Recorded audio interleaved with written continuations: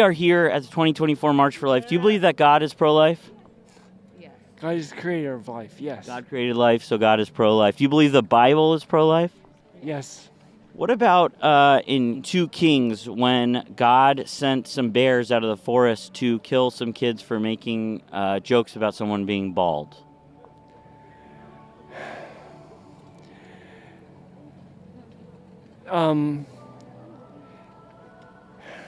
If you look closely enough, you could see the moment the wires cross in this man's brain, realizing he has no reply to the good liars' question. What do you think the punishment should be for somebody who has an abortion? If you have actively and willfully murdered someone, I believe the death penalty is appropriate because the Bible tells us that's what justice looks like. So you're so pro-life that you're pro-death? Sadly, this is a common theme among the pro-government limiting reproductive rights crowd. Amazing. And can we see your flag here?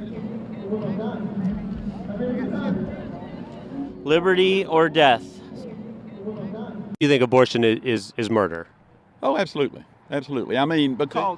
So do you think that Herschel Walker is a murderer if he paid for an abortion?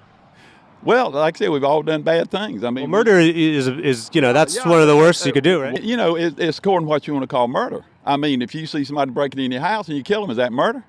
You know, if you accidentally run over somebody, is abortion murder? Well, if you do that a premeditated taking of life, I think that is murder. Premeditated taking of innocent life is murder. So that, by your definition, if the allegations are true, he was a murderer. But that's okay with you because he repented. Well, what is sin is sin. I mean, some sins are more long-lasting. As you just saw from the good liars' reaction, the mental gymnastics conservatives undergo to justify believing in these falsehoods have no limit. And since so many of these people rely on religious doctrine to strip away the reproductive rights of millions of people, it can feel impossible to make any substantive headway on changing these people's minds. Donald Trump doesn't believe in a woman's right to choose.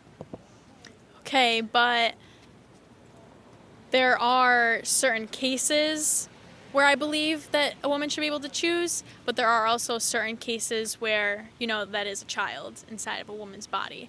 So I'm stand for both, but, it's... So a woman should not have the right to get an abortion if she's 7-8 weeks pregnant. She may not even know she's pregnant at that point.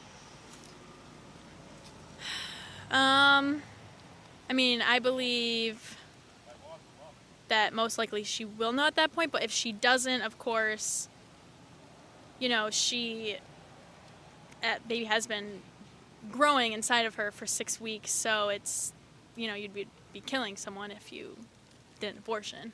It doesn't have a heartbeat, though, until longer, so it's not like it's killing a person, right? I still believe that it's killing a person, because that is still a human being inside. No, doesn't matter if they have a heartbeat or anything, there's still fetus growing inside of someone, and that mom is still going through many symptoms and, her trimester symptoms to, carry that baby, whether they have a heartbeat or not. What about once a child is born? Since you believe very strongly in life, you believe in protecting life once a child is born? What was that? Once a child is born, should our society, should our government do more to protect kids after they're born? Or should a child or a baby be totally on its own with their family and no government help? It depends on the circumstance. Again, it's if a parent decides that they become a parent, they should be responsible for taking care of that child. Of course, there are certain circumstances where teen moms, single parent families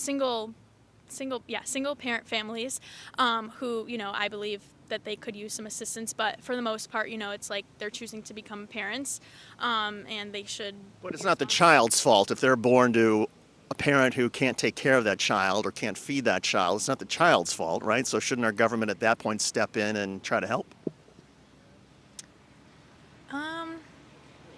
Yes and no.